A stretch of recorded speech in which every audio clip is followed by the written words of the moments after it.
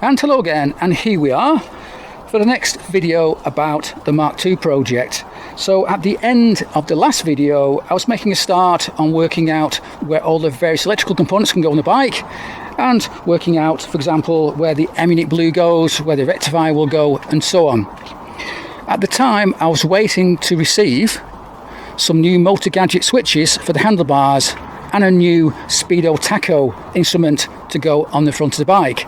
Now they're due to arrive tomorrow, so when they do we can then crack on and make some more progress. However, as you can see here at the front of the bike, I've now fitted the headlamp and one of the indicators to these new billet ears. Now these ears are not quite finished yet, they need to be shaped and rounded with a bit more work on the back of them so the headlamp fits just right. But overall, pretty happy with that. Now, I did get them machined at the back here, this back line, this back face, so that they are parallel with the stanchions, because before they weren't, it looked a bit odd. So now they are parallel, but now I've got quite a large gap here, which I think looks a bit odd. But I'm hoping that when I get these billet ears hard anodized black, you won't even notice it. It'll just sort of disappear into the background of the bike. I hope so anyway. And if not, I've still got the option of fitting a cockpit fairing when I can find one that looks just right on the bike. So yeah, so far so good. And now here we are, it's a few days later, and I've just had a delivery from Z-Power, along with a few other deliveries for small parts that I need. So I've now got the M5 fasteners to bolt on my M unit to the bike, that's fine. I've also changed over some bolts here at the front from standard stainless steel to titanium, bit of a bling there. And in front of me here I've got two boxes. First one here says Kawasaki on it, and in here is an expensive part that I've been putting off buying for a long time because I've been looking for an alternative. Can't find one anywhere, so sadly I had to buy a new one. And what's in here, along with a key, two keys, is a seat lock. And I've put it off because this damn thing is so expensive. It was £86 for this little seat lock, but I need to have one, so can't find an alternative, so you got to pay out.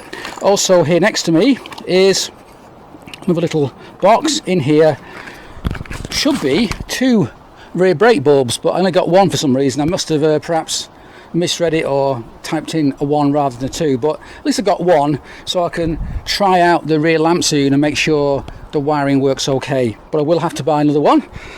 Right, so what can we do today then? Well, there is something that I've been meaning to do for quite a while, but I kept on forgetting about it and putting it off. But I'm making a start today, and so let's see what that thing is. And that thing is underneath the seat. So underneath here we have what should be a two-piece rear mudguard. The front part here is plastic, goes from here forward, but the rear part is normally chrome and comes all the way back down here. As you can see, I don't have one, I'm not going to have one, so I've got to do something about filling in this area here to stop all the rain and muck from flirting up into the bike. So to that end, I have been using a bit of cardboard aided design, and yeah, hopefully this is roughly the sort of shape I need, and it will go underneath here. These holes, by the way, are huge. I think they have rubber grommets in them, so we'll still continue with that idea. So they need to go something like that. That's a bit tricky to get right. Now what I want to do is get this cut out and made in fairly thin gauge stainless steel plate. Jeff the welder can do that for me in 5 minutes. He's got his guillotine and he'll make short work of this. If I did it, it would take me all day. If he did it, it takes him 5 minutes. So there's no doubt there that he can do that for me. So I've just taken some measurements. This is nearly right. Just got a few mil to change here and there. I can then take this to Jeff the welder's. He can make this for me, and then we can get it on the bike. And so with just one bulb in place, I can now do that same check again to see what's happening with the wiring. Is it working okay? And work out which wire does what. So I've got the earth on the black, I think that's quite correct. I've got a red and a sort of blue and black one. So here we go. This is the red one. Yeah, that's on. That looks quite dim to me, so I think that might be the standard rear lamp. And this one here, oh yeah, that's a lot brighter, isn't it? So that will be the brake. So now I know that red is standard rear lamp and this blue and black one is the rear brake, so I can put that on my wiring diagram and know it's correct. I've now got to order a second bulb. As I say, I'm not going to order one bulb from Z-Power when it's a £1 bulb costing £4 for postage, so that'll have to wait. But at least we've worked out what's going on, and I'm happy with that. And now it's a bit later, and I'm just back from Jeff's workshop, where he converted this cardboard template into a steel piece. This is made from, I think, 1.2mm stainless steel plate. It took him literally 5 minutes because he's got a huge guillotine and you know, all the gear there, and this would have taken me hours and hours to make here in my garage. So for £20, just let him do it, and I came back with it. He did it while I waited. So now let's get the seat off and the back end off, and we'll see if this fits as I think it should. And so now I've done a quick test fit of this stainless steel splash guard on the rear of the bike. Fits quite well. I don't yet have the correct grommets to fit in these rather large holes, so for now that'll have to wait, but I will order the correct ones from Z Power next time and make an order. Now, one thing I have noticed is that I've got a slight gap here at the front of the plate. Here I can get my fingers in here, which there you go, which I suppose could let some muck and rain in if I ever rode my bike in the rain, which I don't. So for now I'm going to leave that. As I say, I do have some sort of rubber trim, the kind of stuff you use on helmets and in car sort of doors and stuff like that, that I could put on here to help fill up this gap. But if it really bothered me, what I could do is make up some little wings, little triangular wings here in cardboard of the correct size, then take this and those little wings, cardboard wings, back down to Jeff Haslam sometime, and he could weld me on some extensions just to fill up this gap. But quite honestly, I'm not that bothered, and when the seat's in place, I think you know, it won't really be a problem. So yeah, pretty happy with that. And of course, this stainless steel plate will be A, rust proof, and B, an awful lot lighter than the original chrome rear part of the mudguard that the bike would have originally had. So yeah, we'll call that a win. So now I think it's about to rain for the first time in many days, so we'll stop here. I'll roll the bike back in the garage and we'll continue on tomorrow. And so moving on then, today I received a parcel which contained my new Speedo Tacho unit and the multi-gadget switches for the bike. That's great. So this morning I spent hours filming the drilling and the marking and the careful prep on the handlebars to fit those switches. And I also showed you things like the rental grips I've got here. Also I've got the Pro Motion throttle kit, and the throttle's right here. Filmed all that, showed you how it's all done.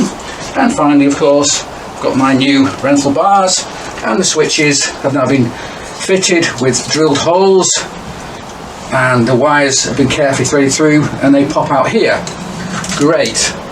But all that video I've just deleted because I made a rather fundamental mistake, and it's embarrassing to say so, but yeah, these bars are now scrap.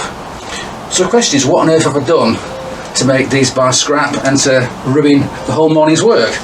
Well, the answer is that I was so busy working out the focus on the camera, the view, the video, the sound and so on when I'm drilling and whatever, that I completely forgot about what I was really doing. And what I've done is I have mixed up left and right on these bars. You think, what? Because these, let me just hold that there, because on the throttle side it takes up more room than on the clutch side, because it's got the throttle here. So if I put that on there, it doesn't go all the way on. It's sort of, there's about an inch or so that it won't go on. So well, I could live with that, you know, I could work something out for that.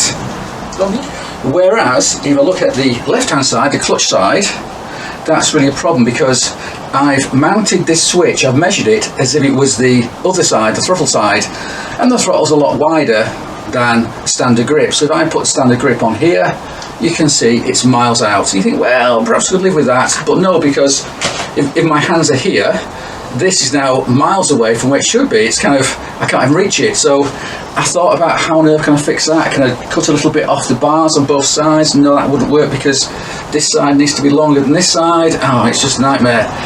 So all that work I did, all that filming, is completely wasted, and I've ruined a perfectly good brand new rental bar. So what to do? Well, I've just ordered a new rental bar. It cost me £43, so that's £43 down the drain. I've now got to unthread these wires. It took a long time to get those wires through, it really did, it was right fiddly job. Unbolt these and wait for the new bars to arrive when I need to re-drill them, and this time in the right location. So that's a real waste of time, and sometimes I think I'm too stupid to live, but there you go, there you go. It's because I was filming, and I think because obviously you look at it from the wrong side from me, I was kind of showing you things from your point of view, and I got mixed up. I wasn't really paying attention, far too much attention paid to videoing, so yeah, not good, not good. So yeah, mistakes are made, but at the end of the day, it's £43 wasted, and I might be able to reuse these bars in some other way. I don't know, I don't know. Also here I've got Speedo Tacho gauge. Now this is actually almost, I think it is actually identical to the one I've got on the 1170 project, so I'm quite familiar with it. And what it is, it's made by Daytona, and it's yeah, it's got everything you need. It's got a analog dial for the tacho and a LCD display for the Speedo. It's also got all the idiot lights and whatever you might need. So in the previous video I did talk about trying to use the original Speedo tacho units from the bike to try and keep it more like a standard Mark II. But having gone through an awful lot of options, I've decided that's going to take a lot of time, a lot of effort, and no doubt expense to try and get all that right. And I don't want to spend all that time right now. I just want to get the damn thing on the bike, get it wired up, and know it's done. So I haven't given up on the idea of trying to have a twin clock standard Mark II style instrumentation on the bike, but it certainly won't be standard, and I'll have to find a suitable tacho and Speedo to use on those units, and it's not easy to find, believe me, it's not easy to find. So if I do find something suitable, I will buy them and I'll work on that separately. The good news is that when I do my wiring, which I've already talked about for the 1170 and elsewhere, I tend to do my wiring in a modular fashion. That means that all the major wiring parts of the bike, which would normally be perhaps bundled into one great big loom going from the front to the back of the bike, I don't do that. I keep them separate. They're all still sleeved, but they're separate. So for example, all the instrumentation on here, all these wires, of which there are quite a lot, of course, something like, I don't know, 10 or 15 wires altogether, I'll bundle them into one sleeve so that if I do want to change something, it's easier to do. I don't have to rip away all the wiring I've already done. I can just take off one sleeve which contains all these wires and leave everything else on the bike alone. And I do that for everything, so the switches, brakes, you know, you name it, ignition, they're all separate. Now each of those little bundles is obviously a lot smaller than a main loom bundle would be, so overall it's not actually doing much damage to the bike. You know, you can't look at it, you can't see the difference, but for me I like that idea because it makes life a lot easier when you come to upgrade the bike or change things on the bike. And that's something I do quite a lot. I do change things on bikes. So yeah, you know, you can incredibly stupid at times, and God knows what I was thinking when I did this. It all looks fine, but believe me, it's not fine. That needs to be there, and that needs to be there. So they are in fact the wrong way around. I can't believe I did that, but I did. Anyway, that's that. So I have ordered a brand new rental bar. It's due in about 5 days time, so I can't really do much more with the handlebars until the new bar arrives. But I'm sure I can find something else to do in the meantime. And so moving on then, my next job is to work out a way of mounting my new Speedo tacho to the yokes of the bike. So when you buy this unit, you also get this thing here, this little V-shaped mount. On the back of the unit, you got two threaded holes, and this V-shaped bracket goes something like this. You bolt it on, and then you've got this hole at the base. And I think most people, the simplest solution is to clamp this hole to the handlebar in the centre of the bike, and you're done. But that looks awful, so we won't be using that, we'll do something else. So let's go and have a look at the front of the bike and see how we can make something to mount this a bit neater. And so looking at the front of the yokes here, I have two existing bosses built into the top yoke, and we use those to mount the headlamp.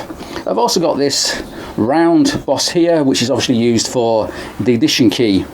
So where can this go? Where can this go? Well, obviously I need to use these two mounts here and make some kind of bracket to hold this, but I've got to make sure that I don't obscure the ignition key. So what I want to do is have it probably somewhere like that, slap bang in the middle of the bars.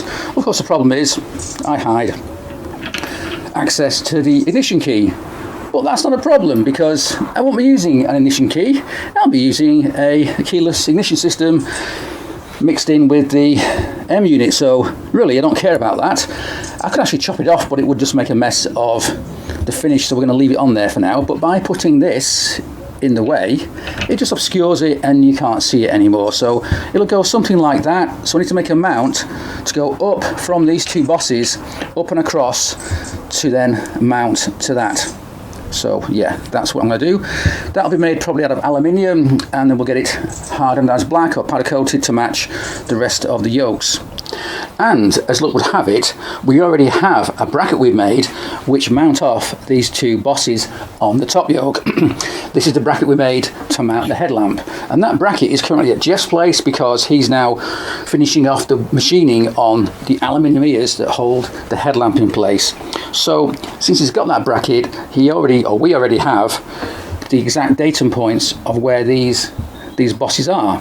So all I've got to do now, in theory, is take this wheel tacho to Jeff's workshop, and hopefully we've got the two datum points here for the threaded holes, datum points for these two, and from that we can make a bracket to mount this to the bike. But as ever, it's not so simple because, you know, it doesn't mount, it's just straight off of it. It mounts slightly offset, something like that, at an angle. So what I've got to do is take some careful measurements and work out what I want before I take this to Jeff's workshop, and we can make a start on the bracket. So the bracket will be kind of go up like that, across and down again, and mount to these two bosses. So yeah, I think that might work.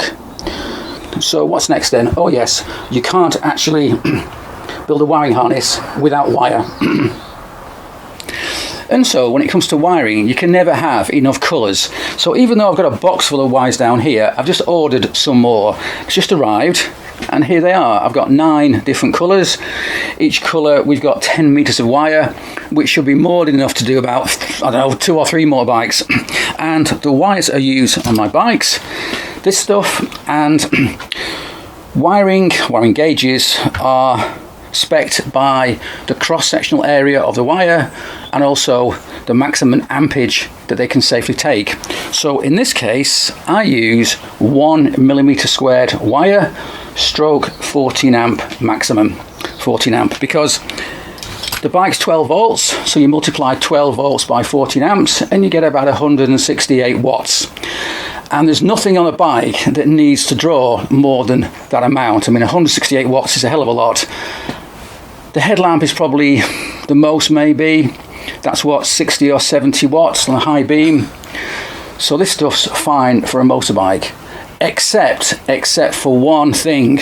This is important, and the one thing that's the exception is the starter motor circuit, because the starter motor draws a hell of a lot of power, and it needs a much thicker gauge wire to do so. So do not fit this stuff to your starter motor circuit. It needs to be much more robust than this. I use really thick stuff because it reduces the resistance of the wiring. So I've got that now. This was quite expensive. Well, I don't know if you call it expensive or not, but 10 meters of this colour wire is about £6.50 delivered. So I've got 9, so it's about 50 odd pounds for this. But as I say, this is enough to do, 10 meters is enough to do, 2 or 3 even more motorbikes, so that's fine. So what else you need to build a wiring harness? Well, you need sleeving, which I've got plenty of, and I've already mentioned sleeving before when I wired up the 1170, but I will go through it once again when I start the work on the Mk2. You also need to have, of course, connectors. So most motorbikes, modern motorbikes, use block connectors, the multi-pin block connectors, which I don't like, because on these motorbikes we're trying to hide everything away as neatly as possible, and also a lot of block connectors on standard or modern motorbikes have their own little mounts built into the chassis. We don't have that. So if you use multi-pin connectors everywhere, you have a problem with packaging. The multi-pin connectors are made out of hard nylon, so white plastic, and unless you're careful, they can fret and rub against the powder coat of the frame, the paintwork and so on, and that's no good. They're also quite bulky. You know, yes, they're convenient, but they're quite bulky, so if you're trying to squeeze a lot of connections in a small space, using a big bulky multi-pin connector isn't ideal. So what I use, in fact, as luck would have it, the Speedo Tacho gauge here uses the same connectors that I like. These are quite small, you can't really see it, but I'll do a close-up right now.